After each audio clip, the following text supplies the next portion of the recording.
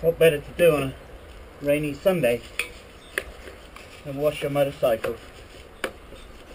Cold and damp, overcast. Get all this road grime off. I've done a couple of 100 miles recently and it hasn't been washed since last autumn. I have to find the chrome polish it. This is a 2003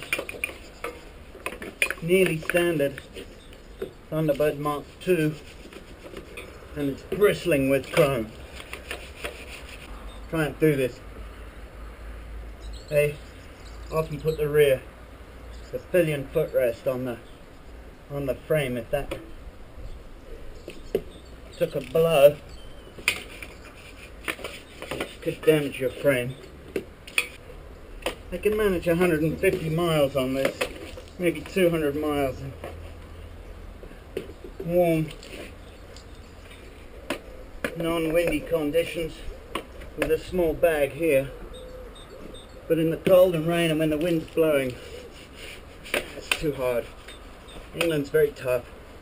Respect to those couriers and commuters for the conditions they ride in. Normally aspirated, that's carburetors.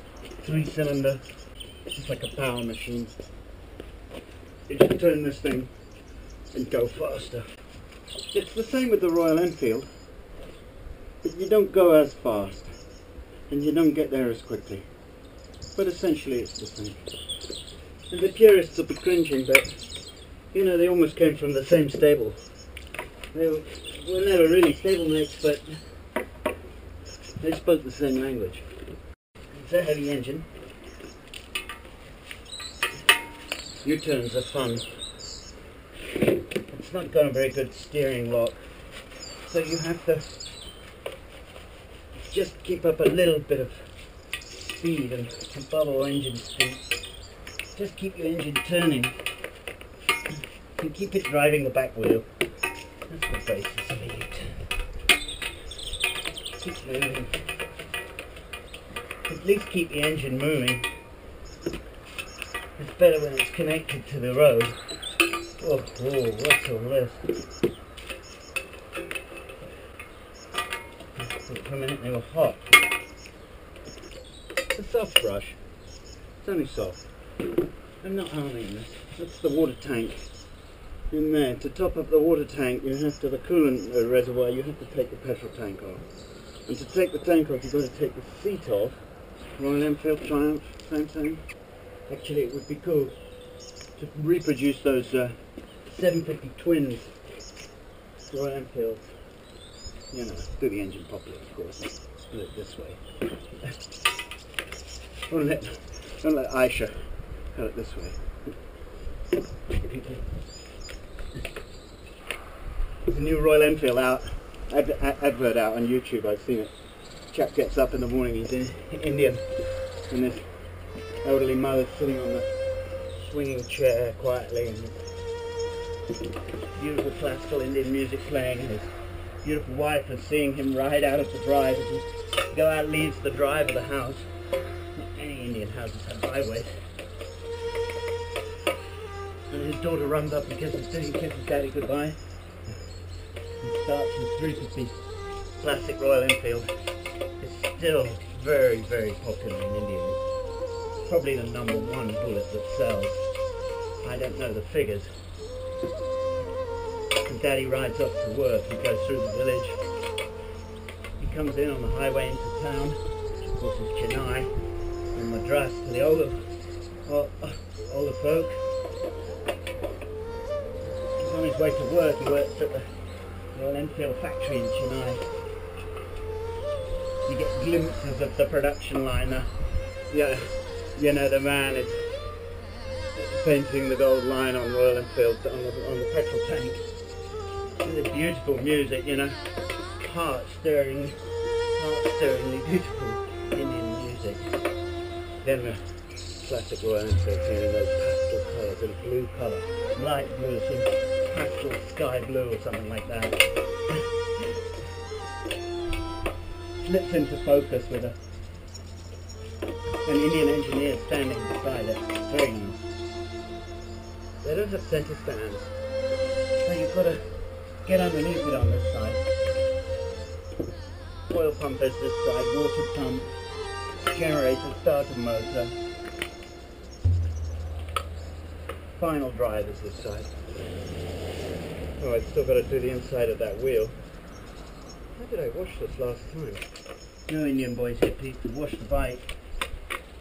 More's the pity. Still, you can't bring India here. It's already here. India's already here. Neighbours in Delhi too. Nice controls. I can't fault them. The headlight switch doesn't seem to be in the centre when it's on, you know, halfway, but I don't know. This is actually car shampoo I'm using, and a bucket of, you know, plain old hot water, but I thought car shampoo, motorbike shampoo, you know, what's going to be different? Maybe the size of the bottle. It actually needs some brake fluid. I've been pushing the boat a bit there. It needs these front brakes sorting out. 5,000 RPM, it says yes. I know what I'll do. I know what I should do. I should spread out the washing of this side of the wheel, you know, so I don't bend my back. But I'll do this one now and save this till last. That'd be fun. Feel like fun. Speedo drive is down here. Hydraulic front brake. It's not terribly good, this front brake. The Street Fighters, because this is more of a cruiser, the Street Fighters have a double disc. They must stop nicely. It's got a funny vibration at 3000 rev from 4th gear onwards. I think it's just asking too much torque. These are the drive shockers in here, I think. I guess they are.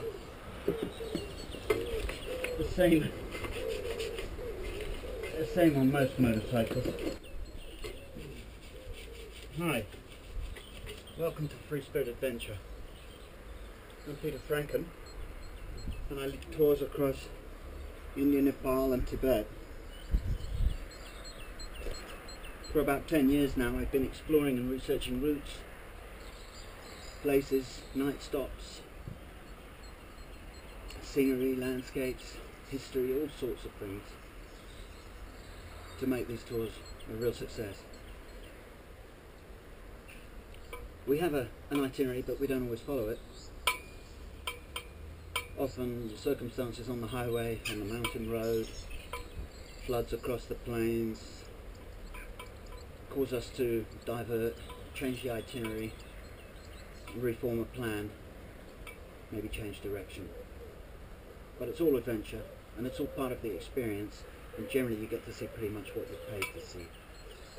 FreeSpirit Adventure. Come and ride with us.